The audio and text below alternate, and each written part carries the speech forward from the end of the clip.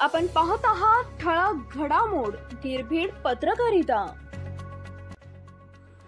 विधान परिषदेसाठी भाजपची 10 नावांची यादी जाहीर।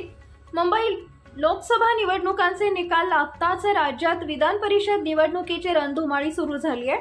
12 जुलै रोजी विधान परिषदेच्या 11 जागांसाठी मुख्य निवडणूक पार पडणार आहे। या निवडणुकीत महायुतीकडून कोणाला संधी दिली जाणार याची मागील काही दिवसांपासून चर्चा सुरू आहे। या चर्चेतच आता भाजप प्रदेशाध्यक्ष चंद्रशेखर बावनकुळे यांच्याकडून विधान परिषदेसाठी काही नावांचा प्रस्ताव केंद्राकडे पाठवण्यात आल्याची माहिती एका वृत्तवाहिनीने दिली आहे।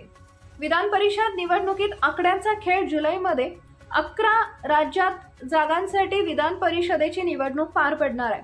त्यासाठी सर्वच पक्षांनी जुळवाजुळव सुरू केली आहे। महायुती आणि महाविकास आघाडीमध्ये विधान परिषद निवडणुकीवरून जोरदार खलबत सुरू झाली आहे।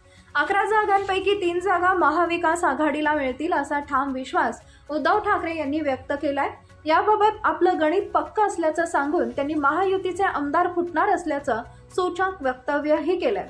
विधान परिषदेसाठी या नावांचा केंद्राकडे प्रस्ताव पंकजा मुंडे, अमित गोरके, परिणय फुके, सुधाकर कोहळे, योगेश टिळेकर, नीलय नाईक, हर्षवर्धन पाटील, रावसाहेब दानवे, चित्रा वाघ, माधवी नाईक